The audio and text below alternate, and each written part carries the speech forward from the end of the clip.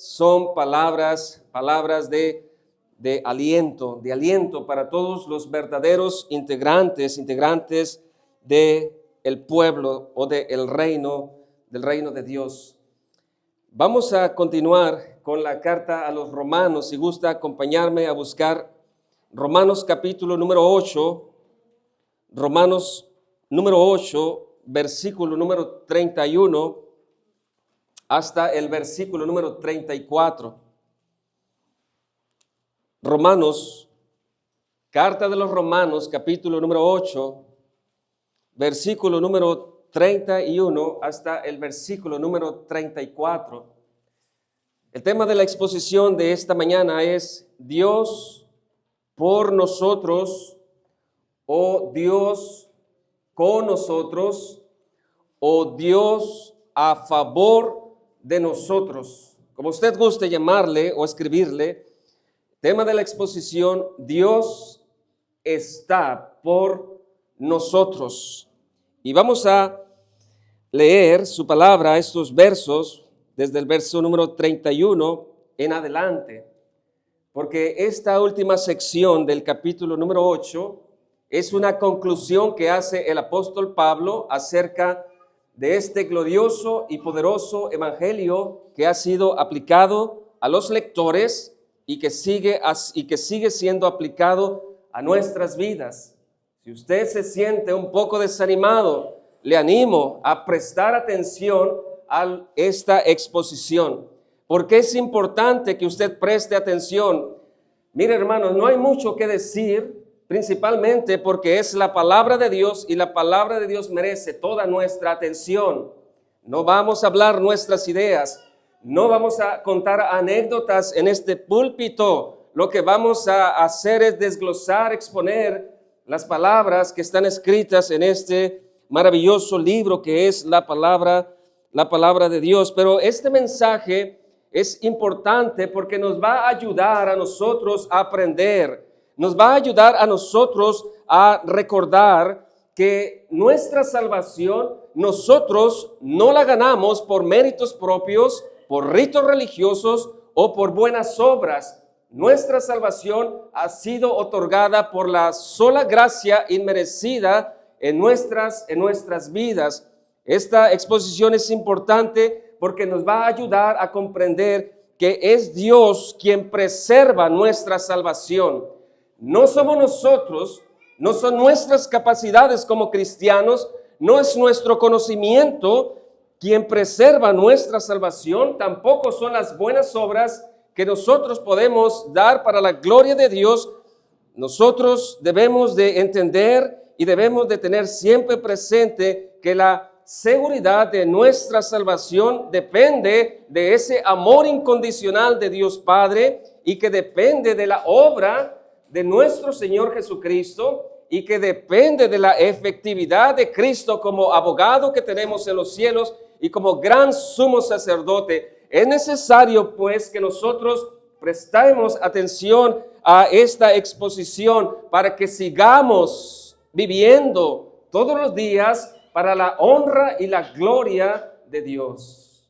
Y que nosotros todos los días estemos aplastando y aplastando ese orgullo que trata una vez más de dominar nuestras vidas. Vamos a leer pues Romanos 8, versículo número 31 en adelante. Y empieza el apóstol Pablo escribiendo una serie de preguntas.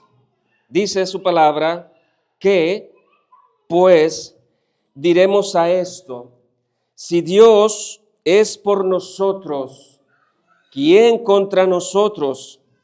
El que no escatimó ni a su propio Hijo, sino que lo entregó por todos nosotros, ¿cómo no nos dará también con él todas las cosas? ¿Quién acusará a los escogidos de Dios? Dios es el que justifica. ¿Quién es el que condenará?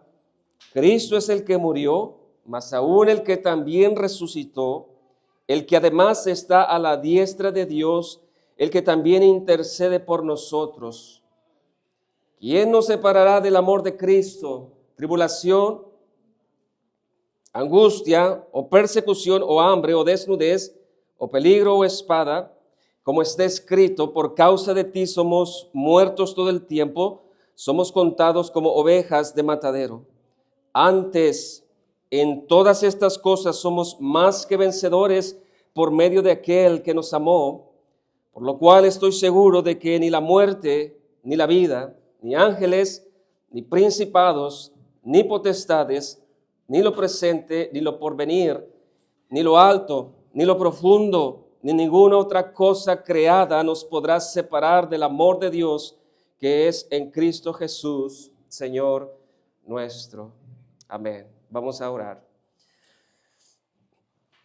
Padre eterno que estás en los cielos, para nosotros es de gran beneficio estar delante de su presencia y delante de su palabra.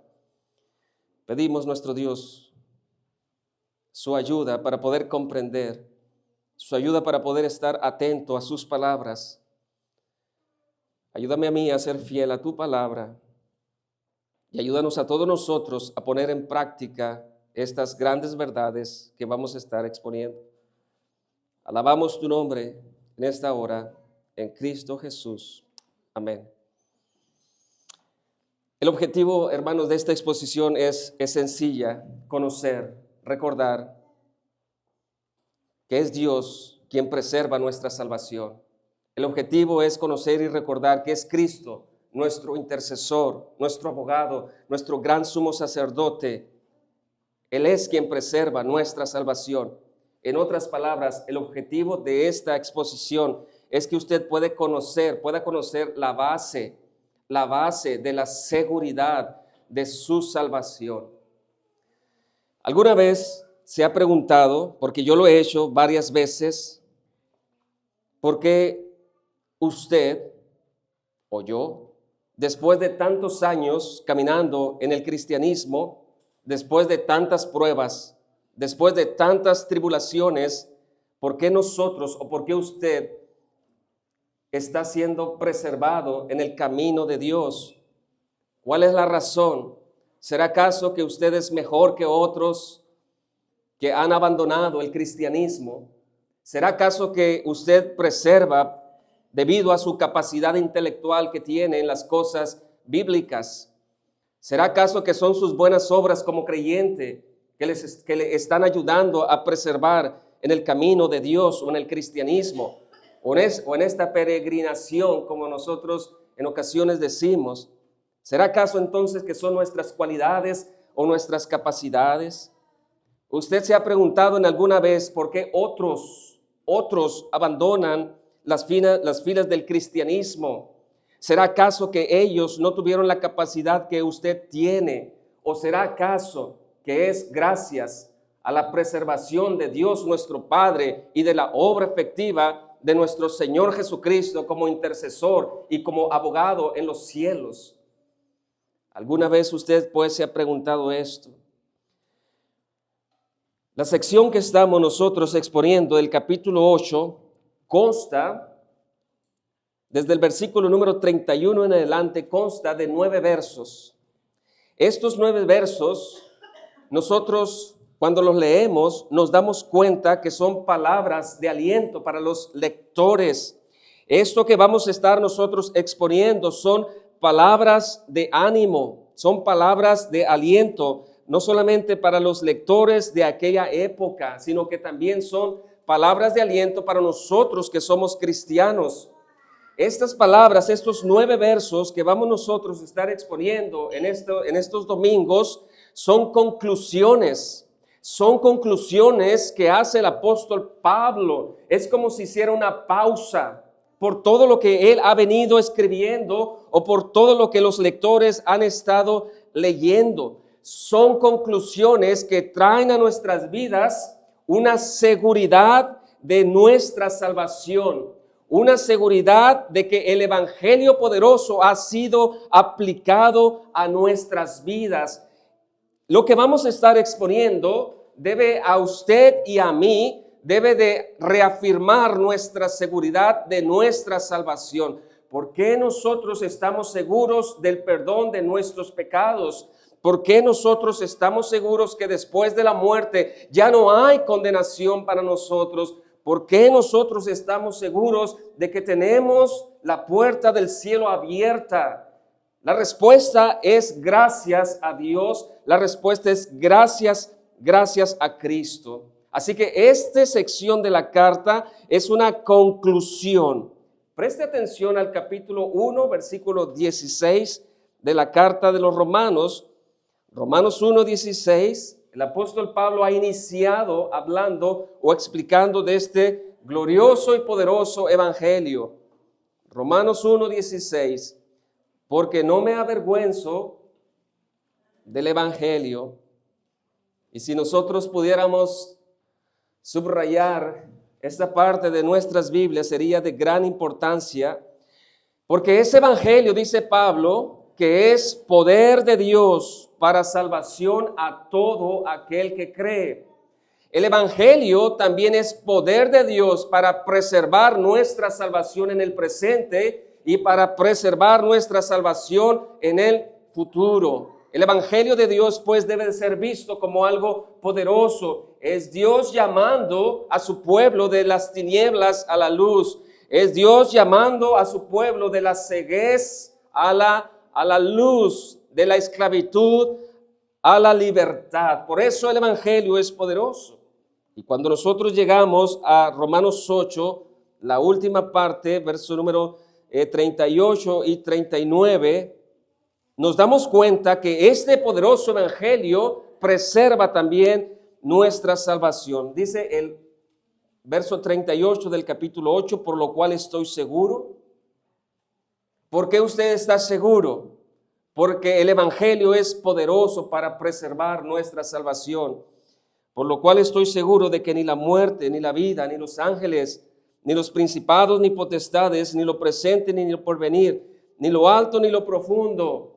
Y cuando usted lee este verso, a la luz de Romanos 1:16, que el evangelio es poderoso, podemos nosotros concluir, ni ninguna otra cosa creada nos podrá separar del amor de Dios que es en Cristo Jesús, Señor nuestro. El evangelio es poderoso no solamente para salvarnos, sino también para preservarnos en el presente y asegurarnos la salvación en el futuro. Estas palabras que vamos a estar exponiendo, pues son conclusiones de ese glorioso evangelio. Recuerde una vez más, pues, la seguridad de nuestra salvación no es por causa de nosotros, sino por causa del amor incondicional del Padre y de la obra efectiva de nuestro Señor Jesucristo como mediador, como sumo sacerdote, como intercesor.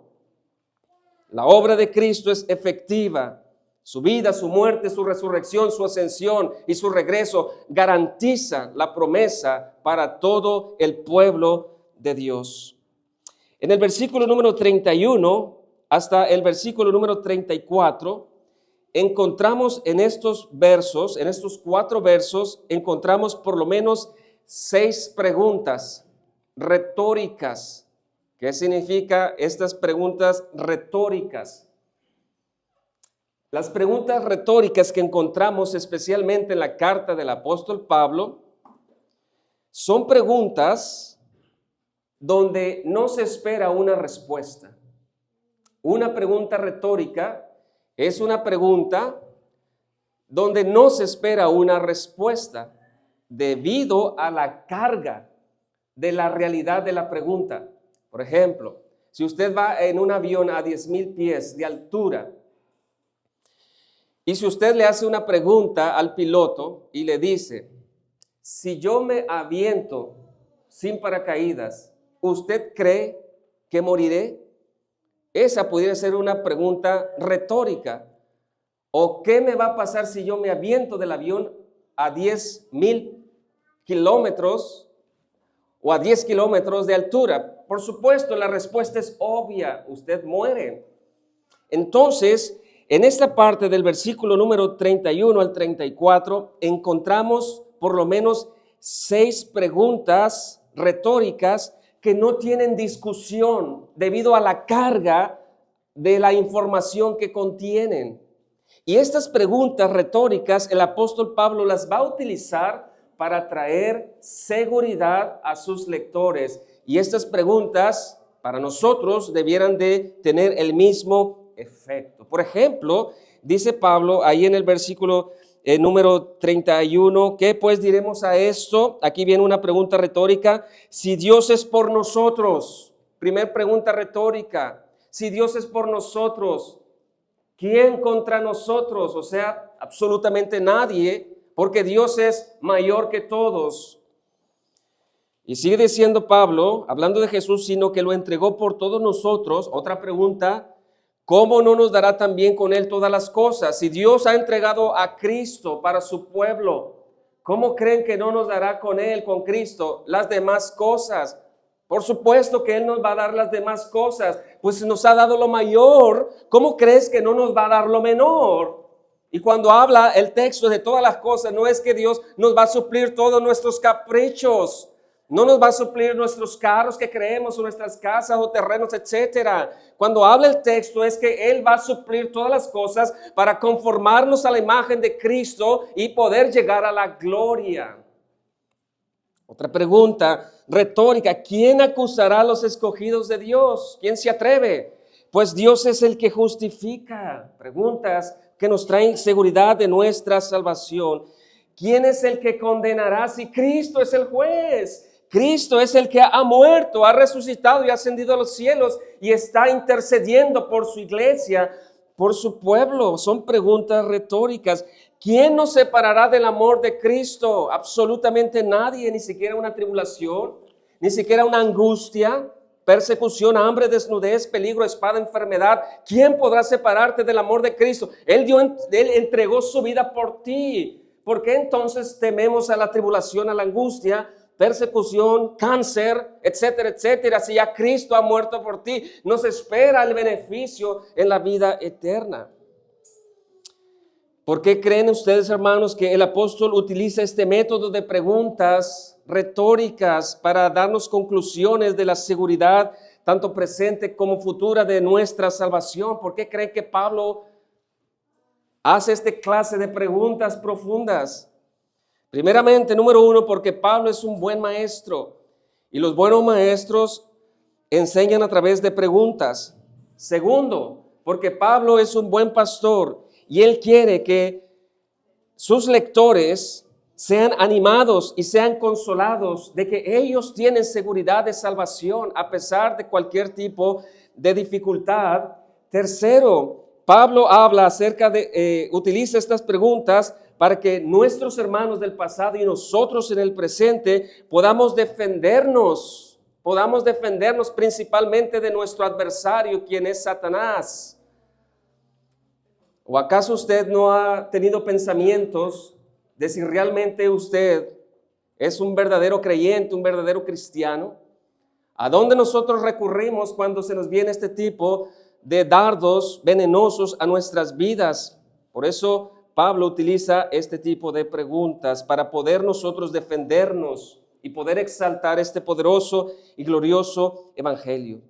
Así que vamos a dividir esta exposición. Dos partes muy sencillas y espero que podamos nosotros recordarlas.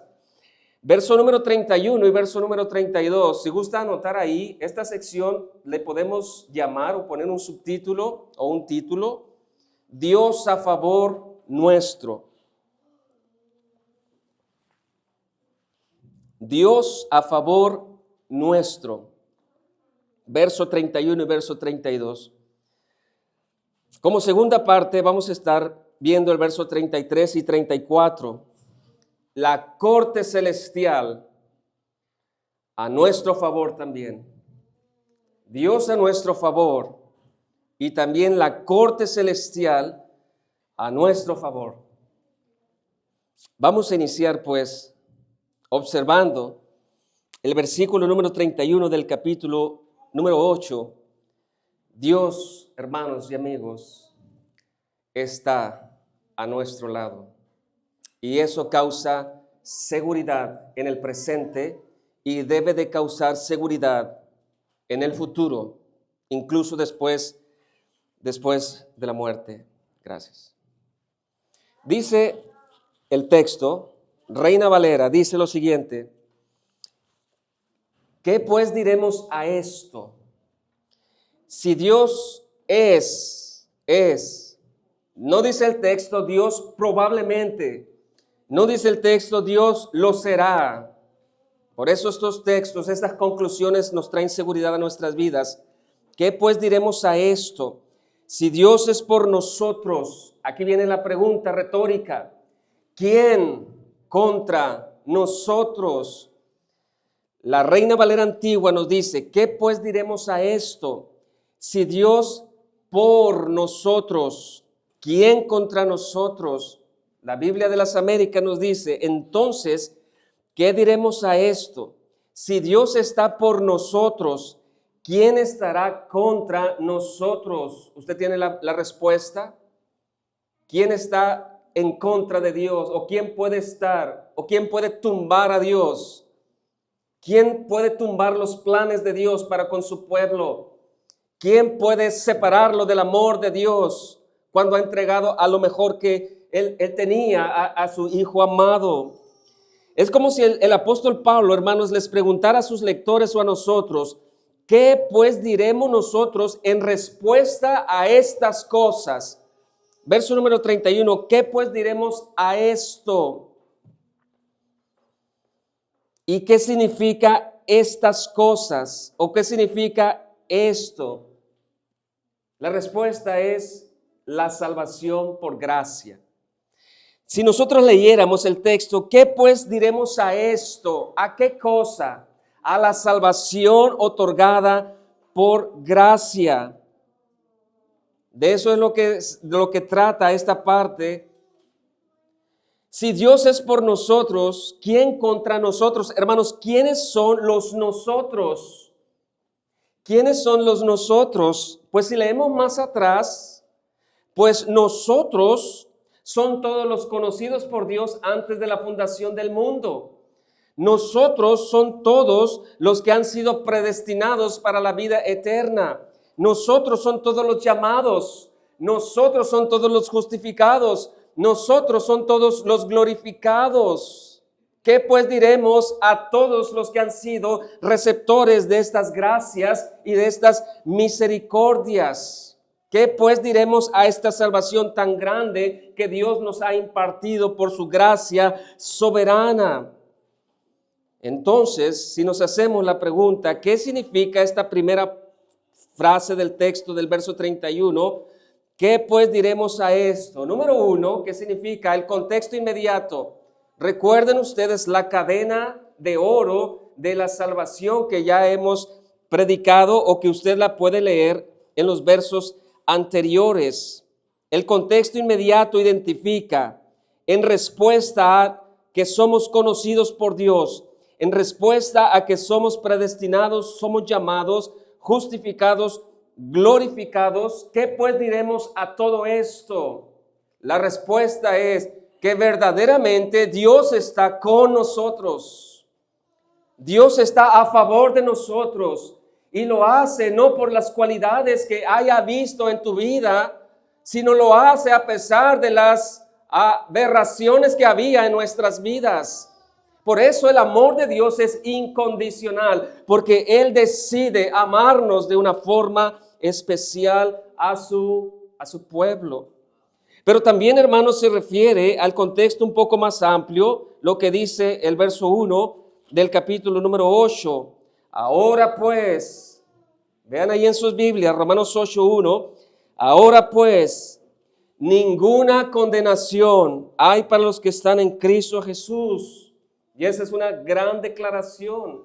¿Qué pues diremos a esta gran declaración? Si ya en los cielos se ha dado el veredicto, inocente, sin condenación, ¿qué pues diremos a eso? Verdaderamente Dios está con nosotros. Pero si somos más exigentes en nuestro estudio o en nuestro texto, lo que Pablo se está refiriendo es el resumen que consta desde el verso 16 del capítulo 1 hasta en donde él se encuentra. Y lo que Pablo está haciendo conclusiones es esa gracia inmerecida de Dios hacia su pueblo. La salvación ha sido obrada por la justificación en base a la obra de Cristo y el medio es la fe. Por eso el apóstol Pablo dice, ¿qué pues diremos a estas verdades de gracia? Recuerde lo siguiente, y aquí viene la reflexión del primer verso. ¿Qué pues diremos a esto? Si Dios es por nosotros, ¿quién contra nosotros? Recuerde, como modo de reflexión, porque nosotros, si somos creyentes, si somos parte de su pueblo, teníamos una necesidad muy grande. Lo que más necesita el pecador es arreglar sus problemas ante el juez. La información más valiosa que nosotros podemos transmitir a nuestras familias, especialmente en nuestros hogares, es el evangelio de la reconciliación. A ninguno de nosotros quisiéramos ver a nuestros hijos en una condenación eterna. Lo que más necesita el hombre es arreglar sus problemas delante del juez supremo. Lo que más necesita el compañero de trabajo, nuestros padres que no son creyentes, es ser librados del juicio de Dios, es ser librados de la condenación eterna por causa de la rebeldía. Lo que más necesita el hombre pecador es ser declarado justo delante del juez supremo en base a la obra de nuestro Señor Jesucristo. Lo que más necesita el hombre escuchar de parte de la iglesia no es que tendrá una vida agradable en esta tierra, sino que necesita reconciliarse con Dios. Para reflexionar nosotros, el problema, hermanos, es que no hay ninguna justicia que pueda hacer el hombre pecador que pueda valer ante la corte celestial. No hay ningún mérito propio, no hay ningún mérito religioso, no hay un conocimiento intelectual que pueda valer en la corte celestial. El hombre no puede salvarse por sí solo. Lo único que puede ser el hombre es recibir el justo juicio de Dios. El único camino, pues, que Dios ha mostrado es Cristo Jesús. Una vez más, el único camino que Dios ha mostrado para esta salvación inmerecida es Cristo Jesús. El hombre necesita la justicia de Cristo, porque si no recibirá la justicia de Dios. Lo más importante para nosotros es predicar y compartir la perfección de Cristo Jesús, que ha sido otorgada a todo aquel pecador que cree.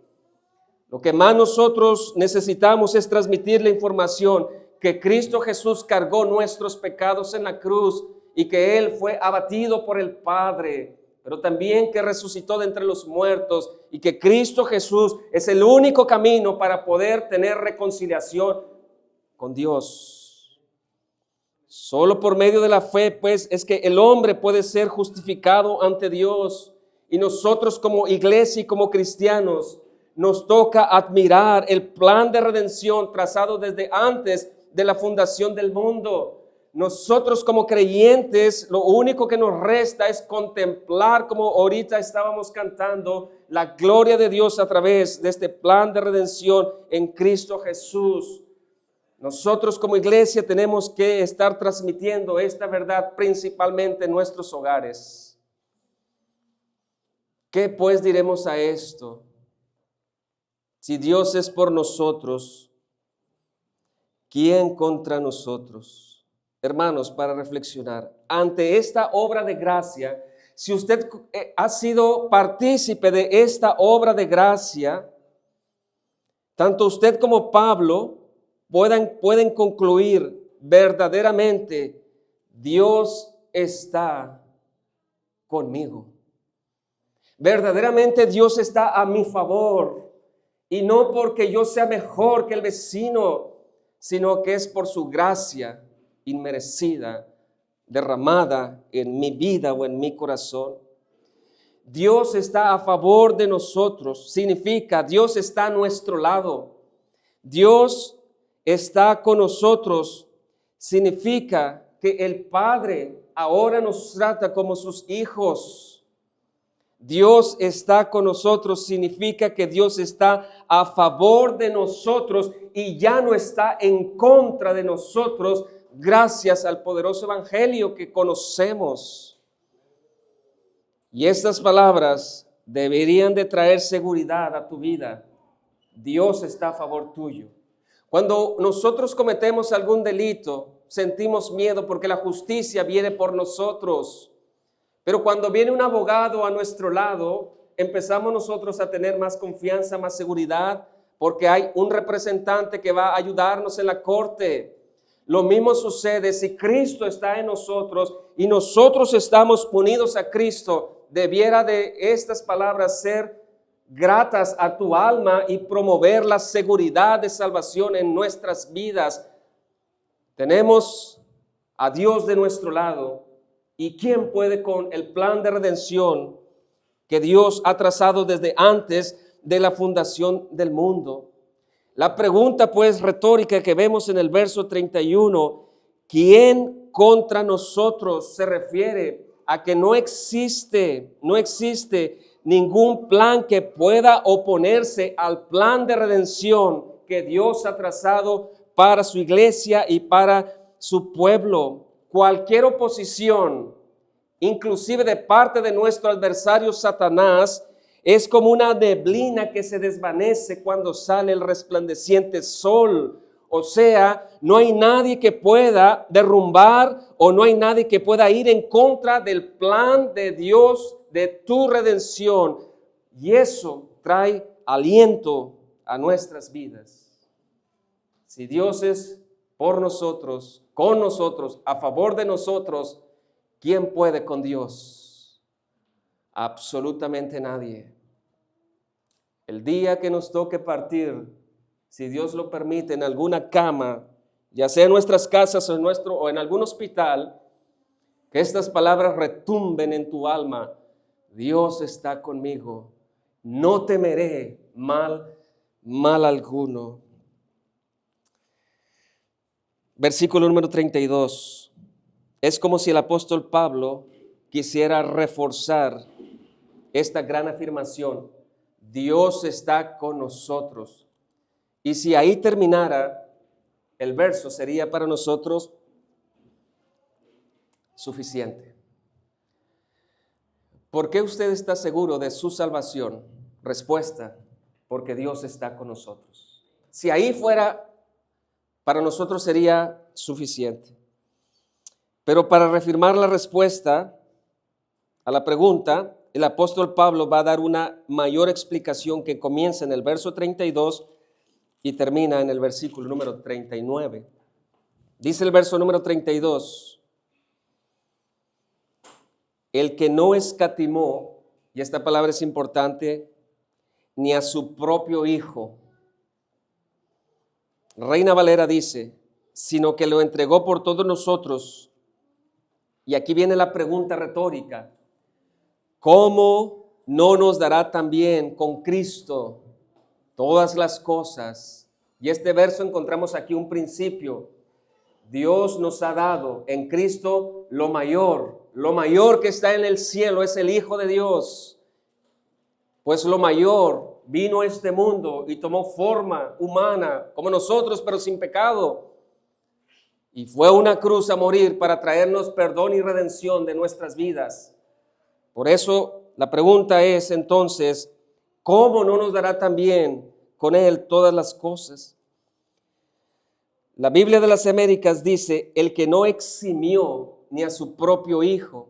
Reina Valera dice, no escatimó. La Biblia de las Américas dice, no eximió a su propio Hijo, sino que lo entregó por todos nosotros. ¿Cómo no nos concederá también con Él todas las cosas?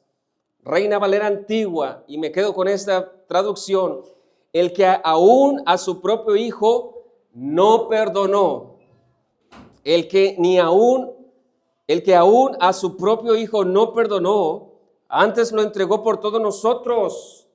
Pregunta, ¿cómo no nos dará también con Él todas las cosas? Verdaderamente la iglesia, si usted es un integrante del pueblo de Dios, es realmente rico, afortunado, pero en Cristo Jesús.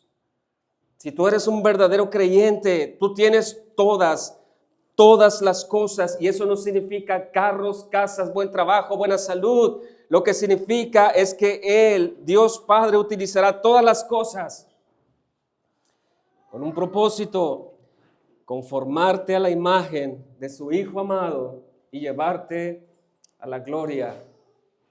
¿Cómo no te va a llevar a la gloria si ya entregó lo más grande que Él tenía? Su propio Hijo.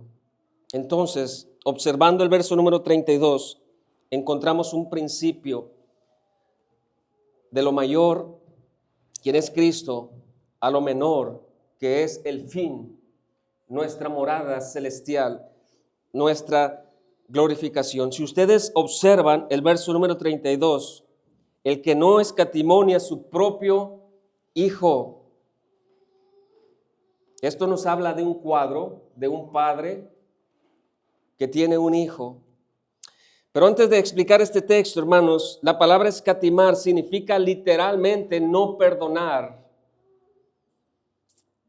Dios, al cargar el pecado de nosotros a su Hijo, no lo perdonó, sino que lo castigó. Y eso se llama justicia perfecta. La palabra eximió significa no lo libró, no tuvo indulgencia, o sea, no lo perdonó. Si nosotros pues leemos el texto del 32, el que no lo libró por causa del pecado de nosotros, al que no lo perdonó por causa de tu pecado, al que no tuvo indulgencia por causa de tu pecado, el que no escatimó a su propio Hijo, sino que lo entregó. ¿Por quién? Por los llamados, por los que antes conoció, por los que antes predestinó, por los que antes llamó, por los que antes justificó, por los que antes glorificó. Lo entregó por ti y por mí. ¿Cómo crees que no te va a dar con Él, con Cristo, todas las cosas? El verso 32 pues nos da un cuadro. El Padre ama al Hijo. El Padre ama al Hijo con un amor que nosotros ni siquiera podemos comprender. El Hijo nunca cometió ni un solo pecado. El Hijo siempre complació y agradó al Padre. Y aún así, Él lo entregó por nosotros, que somos o fuimos todos los contrario. Nosotros éramos pecadores por naturaleza, enemigos de Dios. Ni siquiera le buscábamos, ni siquiera le deseábamos, pero aún Él entregó y no escatimó y no perdonó a su propio Hijo por causa de nuestros pecados. ¿Cómo crees que no va a dar en Cristo todas las cosas? Dice Isaías que la copa, la ira de Dios pues fue vaciada en el Hijo. Pero para nuestra seguridad, hermanos, esa copa está vacía porque Dios la vació por completo. No hay que temer la copa de la ira de Dios ni del juicio de Dios, porque el Padre vació por completo su juicio hacia su amado Hijo por causa nuestra. El castigo pues el Padre el Hijo fue por causa de nuestras maldades. Al estar la copa vacía, significa que ya no hay ninguna condenación para nosotros. ¿Por qué usted está seguro de su salvación? Porque toda la copa Cristo Jesús la tomó y no dejó ninguna gota. Por eso no hay condenación para los que están en Cristo Jesús. Este verso nos recuerda Génesis 22, verso 12. Les pido de favor si pueden buscar Génesis capítulo número 22. Génesis 22.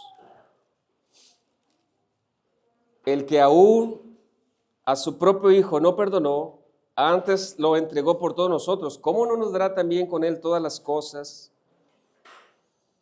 Génesis 22:12 nos recuerda que Abraham, nuestro padre Abraham, no rehusó entregar a su hijo Isaac como sacrificio. Pero la diferencia es que Abraham recibió un sustituto como sacrificio en igual de su hijo Isaac. Pero en el caso de Cristo no hubo ni un sustituto en el altar de Dios, sino que el Hijo fue sacrificado por causa de nosotros. Génesis 22, versículo número 11. Bueno, verso número 9. Bueno, quisiéramos leer todo, pero por causa del tiempo, leemos desde el 8. Y respondió Abraham, hablando con su hijo Isaac: Dios se proveerá de cordero para el holocausto, hijo mío. E iban juntos. Y cuando llegaron al lugar que Dios le había dicho, edificó ahí Abraham un altar y compuso la leña y ató a Isaac su hijo y lo puso en el altar sobre la leña. Y vean la fe de este gran hombre. Y extendió Abraham su mano y tomó el cuchillo para degollar a su hijo. Entonces el ángel de Jehová le dio voces desde el cielo y dijo: Abraham, Abraham. Y él respondió: heme aquí. Y dijo: no extiendas tu mano sobre tu hijo, sobre el muchacho, ni le hagas nada, porque ya conozco que temas a Dios, por cuanto no me rehusaste tu hijo, tu único. Entonces alzó Abraham sus ojos y miró, y aquí en sus espaldas un carnero trabado en un zarzal por sus cuernos. Y fue Abraham y tomó el carnero y lo ofreció en holocausto, y esto es importante, en lugar de su hijo. Hubo un sustituto, Dios proveyó. Isaac no murió o no fue sacrificado.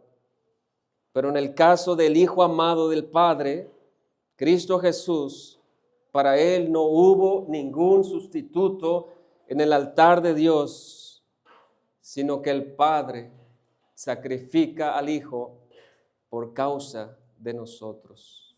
De lo mayor, ¿cómo no nos va a dar con Él lo menor? Y eso trae seguridad a nuestras vidas. Cuando nosotros leemos el verso número 32, el que no escatimó a su propio Hijo, y esta palabra es importante, sino que lo entregó por todos nosotros. Esta palabra es la que nosotros leemos en Mateo 20, 18, 19, en Mateo 26, del 15 al 16, cuando los judíos y los romanos entregaron a muerte a Cristo. En la misma frase, pero detrás de todo estaba el plan de Dios. En primera instancia fue Dios quien entregó al Hijo por causa de nosotros, para el perdón de nuestros pecados y para nuestra redención. La pregunta retórica que te hago a ti en esta mañana: si Dios o el Padre no escatimó a su propio Hijo, sino que lo entregó por nosotros, pregunta que nos trae seguridad, ¿cómo pues no nos dará con Él todas las cosas? Eso trae seguridad a nuestras vidas, porque la palabra dar que encontramos en el texto, verso 32, significa gracia y bondad inmerecida.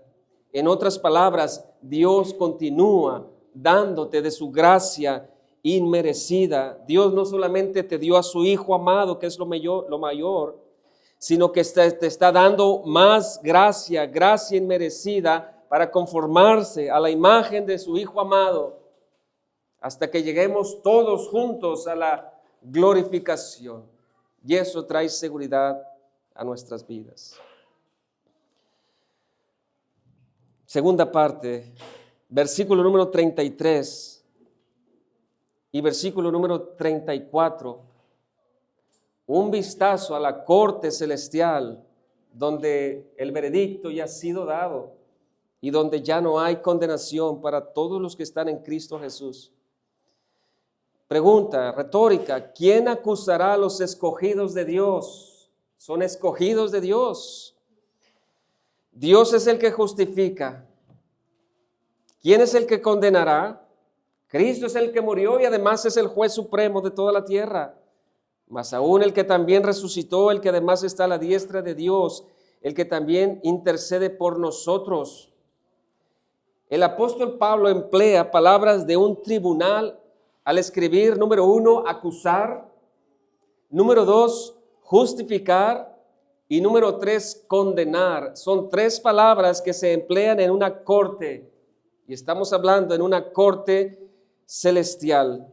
Pregunta, hermanos, la pregunta pues que nosotros podemos hacernos: ¿habrá alguien que en esa corte celestial pueda tener un argumento para declararnos a nosotros culpables cuando Dios ya nos ha justificado? Cuando Cristo ya ha muerto por nosotros, cuando Cristo ya ha resucitado, cuando Cristo está a la diestra de Dios y cuando Cristo intercede por nosotros, ¿quién se atreve en la corte celestial de cambiar ese veredicto que el juez supremo ya nos ha otorgado a cada uno de nosotros? ¿Por qué trae palabras de seguridad estos versos? Porque Dios es el juez supremo y no hay nadie por encima de esa corte celestial.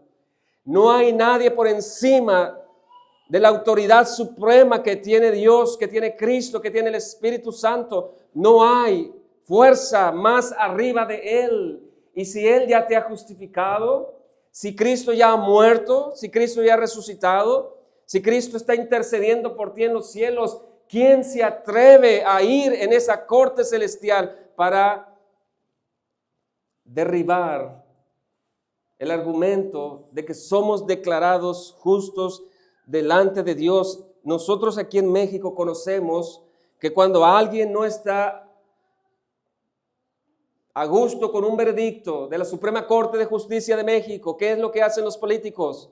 Apelan a las cortes internacionales. Pero hermanos, arriba de la corte celestial no hay más corte alguna, porque Él es la corte suprema. No existe pues ningún argumento ante la declaración de Dios, porque por causa de Cristo esa declaración es irrevocable. ¿Quién va a acusarte si Dios ya te ha justificado, declarado inocente por causa de Cristo?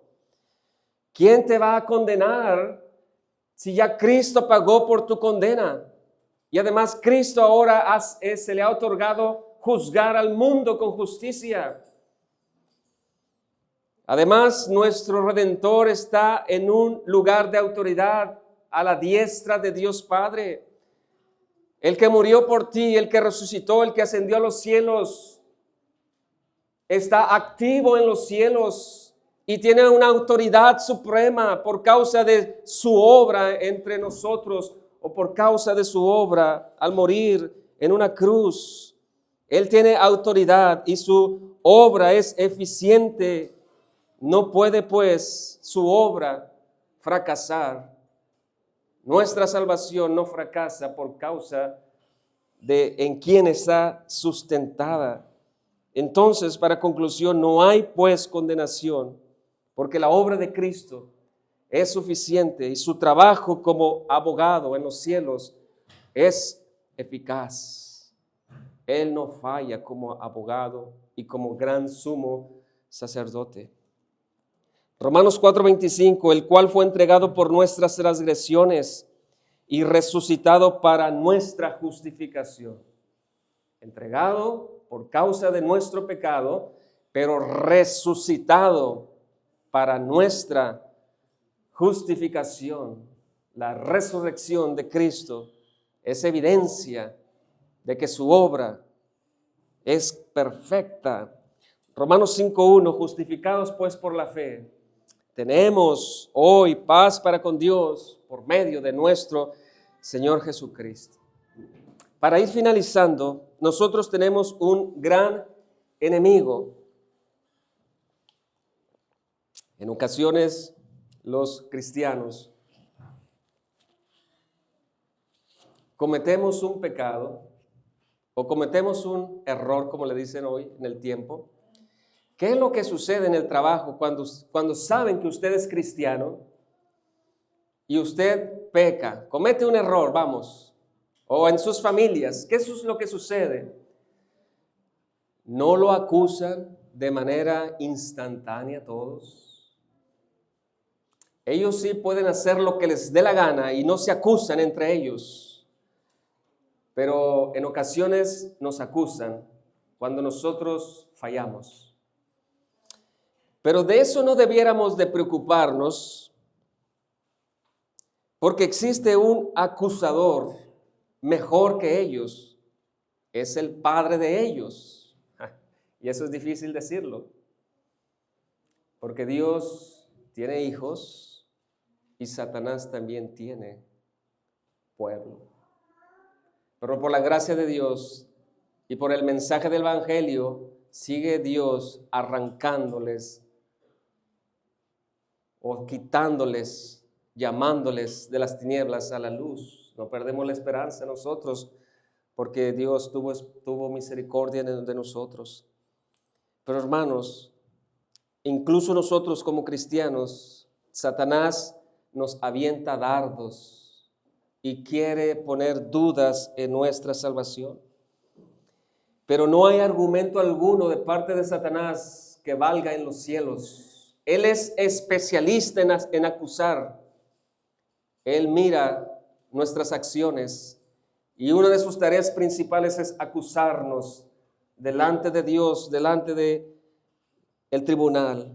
Pero Apocalipsis 12:10 dice lo siguiente: entonces oí una gran voz en el cielo que decía, ahora ha venido la salvación, el poder y el reino de nuestro Dios y la autoridad de su Cristo.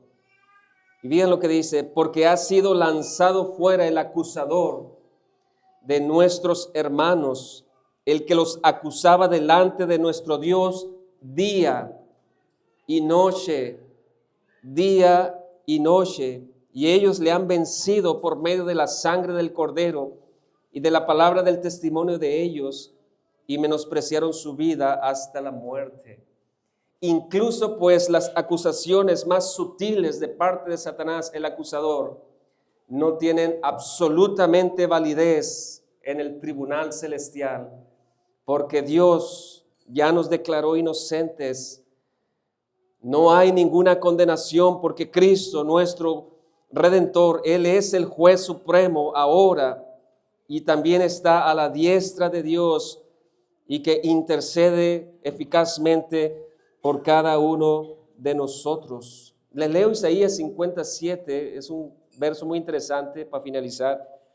Porque Jehová el Señor me ayudará, por tanto no me avergoncé. Por eso puse mi rostro como un pedernal y sé que no seré avergonzado. Vean estas palabras: cercano está de mí el que me salva. ¿Quién contenderá conmigo? ¿Quién contenderá conmigo si Jehová está de mi lado? Juntémonos. ¿Quién es el adversario de mi causa? Acérquese a mí. He aquí que Jehová es el Señor, que Jehová el Señor me ayudará. ¿Quién hay que me condene? He aquí, todos ellos se envejecerán como ropa de vestir, serán comidos por la polilla. En otras palabras, no hay argumento ni autoridad de ninguna clase que pueda ir en contra de la declaración que Dios ya ha hecho a favor de nosotros. Finalmente, pues, hay seguridad de nuestra salvación, porque Cristo está a la diestra de Dios, y eso significa poder, autoridad. Cristo tiene autoridad porque está al lado de Dios Padre. Por eso, no puede haber ninguna condenación para la iglesia de Cristo. No solamente murió, no solamente resucitó, sino que también ascendió a los cielos y desde ahí intercede por nosotros. El Padre, hermanos, siempre escucha al Hijo y el Padre le concede todas las cosas. Por eso estamos seguros, porque el Hijo intercede por nosotros. Primera de Juan 2:1, hijitos míos, estas cosas os escribo para que no pequéis. Y si alguno hubiere pecado, recuerde, abogado tenemos para con el Padre, a Jesucristo, y tiene un título, el justo. No hay por qué temer. Hebreos 7:24, mas hablando de Cristo, por cuanto permanece para siempre, tiene un sacerdocio inmutable, por lo cual puede también salvar perpetuamente a los que por él se acercan a Dios, y esto es para nosotros consuelo, viviendo siempre para interceder por ellos. Viviendo siempre para interceder por ellos. Es por eso que la seguridad de la salvación o la preservación es por causa de la intercesión del Hijo a favor nuestro. Entonces, la seguridad de nuestra salvación no depende de nuestros sentimientos, ni siquiera depende de nuestras capacidades como creyentes. Depende absolutamente del amor incondicional de Dios para con su iglesia y del trabajo efectivo de nuestro Señor Jesucristo. 6 preguntas, por lo menos retóricas, que sirven y afirman la seguridad de nuestra salvación. Aplicaciones. No hay ninguna circunstancia que pueda hacer que usted pierda la salvación si es un verdadero hijo de Dios.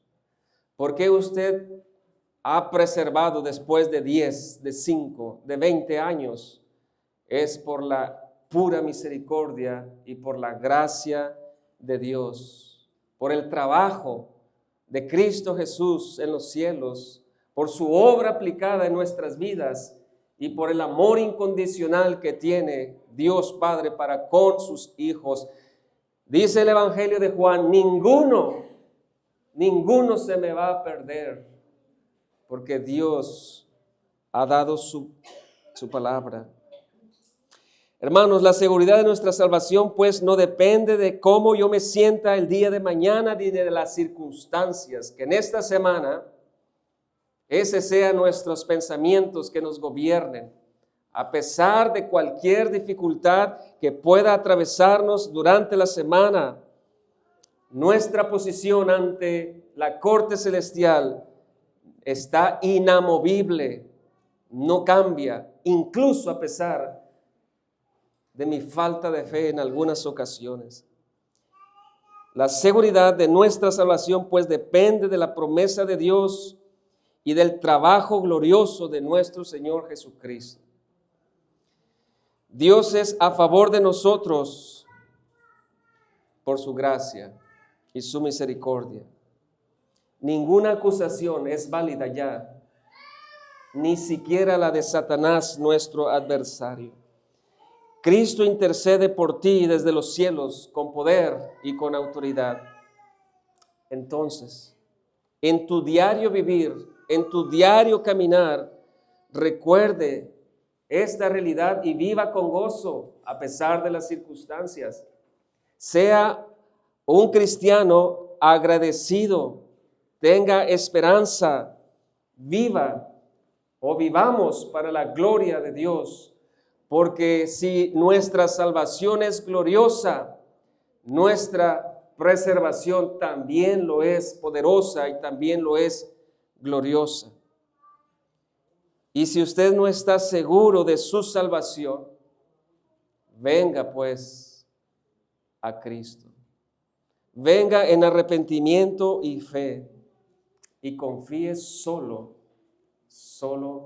en Cristo Jesús. Vamos a orar.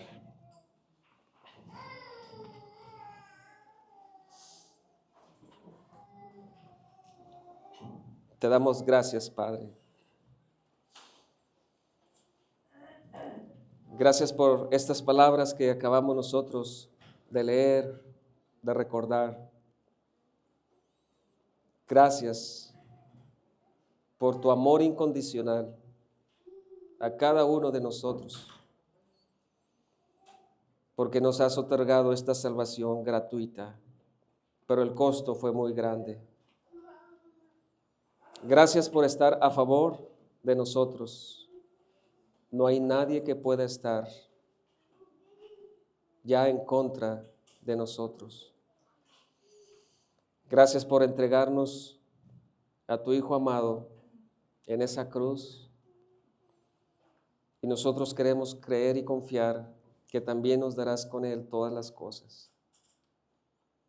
Gracias por justificarnos y gracias por librarnos de la condenación. Todas estas gracias reconocemos que no es por nuestra capacidad, sino es por tu sola gracia en nuestras vidas. Que esta verdad o estas verdades que nosotros hemos estado leyendo, exponiendo, traigan fuerzas a nuestras vidas para seguir viviendo mientras tú nos llames. Que podamos nosotros vivir a la luz de esta esperanza de que estamos seguros en tus manos. Oramos por aquellos que aún no conocen este glorioso evangelio. Pedimos, Señor, que usted les dé vida de entre los muertos, que puedan ellos arrepentirse y creer, y puedan disfrutar de esta esperanza, de la seguridad de salvación. En Cristo Jesús. Amén.